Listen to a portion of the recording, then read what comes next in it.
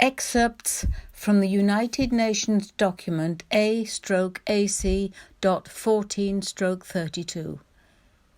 Ad hoc Committee on the Palestinian Question, Report of Subcommittee 2, 11th of November 1947. Excerpts from the introduction and conclusion are reproduced here.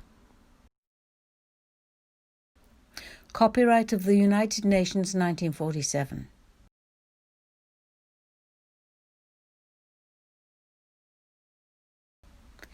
Excerpts from Introduction.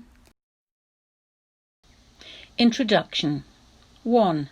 Subcommittee 2 on Palestine was set up on the 23rd of October 1947, following the decision of the Ad hoc Committee on Palestine to establish two subcommittees.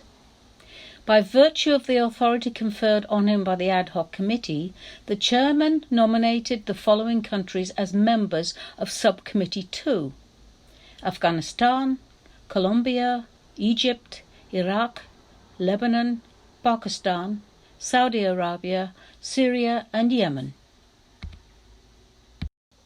The terms of reference of the subcommittee were as follows. 1.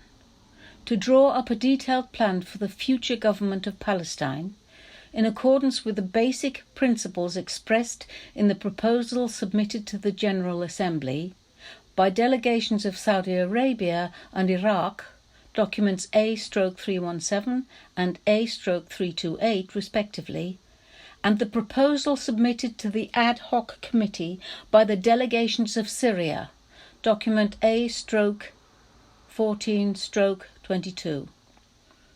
2. To incorporate this plan in the form of recommendations. Working groups were established to deal with each of these main issues, and they were constituted as follows. 1. Legal problems: Pakistan, Syria and Saudi Arabia. 2. Refugee problems: Afghanistan, Colombia and Lebanon. 3. Constitutional proposals: Egypt, Iraq and Yemen. Excerpts from conclusion. Resolution number 3, Ad hoc Committee on the Palestine Question, Draft Resolution on the Constitution and Future Government of Palestine.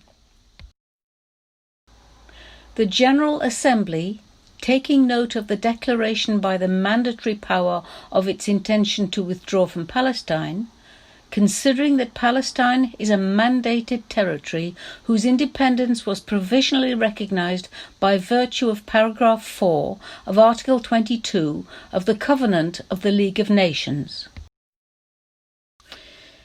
Recognizing that the only solution in consonance with the objectives of the Covenant of the League of Nations and the principles of the Charter of the United Nations is one that is acceptable to the majority of the people of Palestine.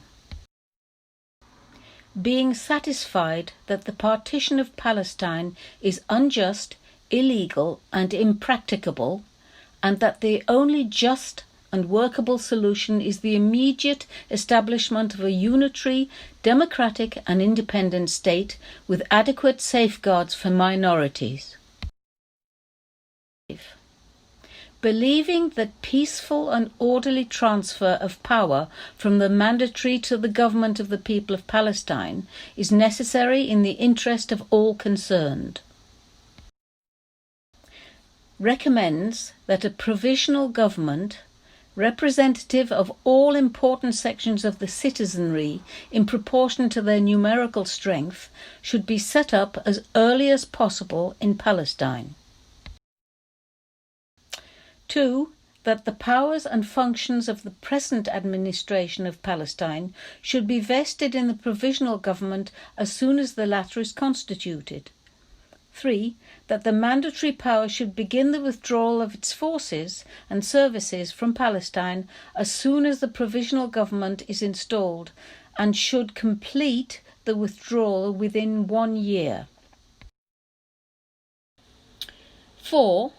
That the provisional government should, as soon as practicable, enact an electoral law for the setting up of a constituent assembly, prepare an electoral register and hold elections for the constituent assembly. 5. That the Constituent Assembly should also function as a legislature, and that the provisional government should be responsible to it until elections for a legislature are held under the new constitution. 6. That while the task of framing a constitution for Palestine must be left to the Constituent Assembly, the following basic principles shall be strictly adhered to. 1. Palestine shall be a unitary and sovereign state. 2. It shall have a democratic constitution with an elected legislature and an executive responsible for the legislature. 3. The constitution shall provide guarantees for the sanctity of the holy places, covering inviolability, maintenance, freedom of access, and freedom of worship in accordance with the status quo. 4. The Constitution shall guarantee respect for human rights and fundamental freedoms without distinction as to race, sex, language or religion, and freedom of religious belief and practice in accordance with the status quo, including the maintenance of separate religious courts to deal with matter of personal status. 5. The Constitution shall guarantee the rights of religious bodies or other societies and individuals to maintain, in addition to educational establishments administered by public authority, educational institutions of their own, subject to normal government supervision and inspection. 6. The Constitution shall recognise the right of Jews to employ Hebrew as a second official language in areas in which they are in a majority. 7. The law of naturalisation and citizenship shall provide, amongst other conditions, that the applicant should be a legal resident of Palestine for a continuous period to be determined by the Constituent Assembly. 8. The Constitution shall ensure adequate representation in the legislature for all important sections of the citizenry in proportion to their numerical strength. 9. The Constitution shall also provide for adequate reflection in the executive and the administration of the distribution of representation in the legislature.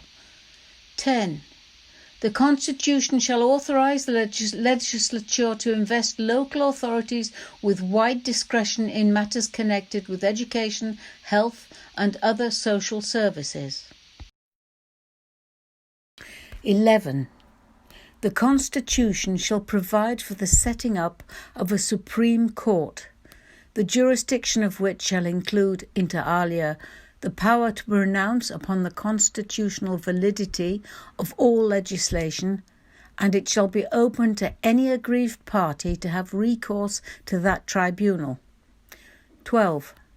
The guarantees contained in the Constitution concerning the rights and safeguards of minorities shall not be subject to amendment or modification without the consent of the minority concerned expressed through a majority of its representatives in the legislature.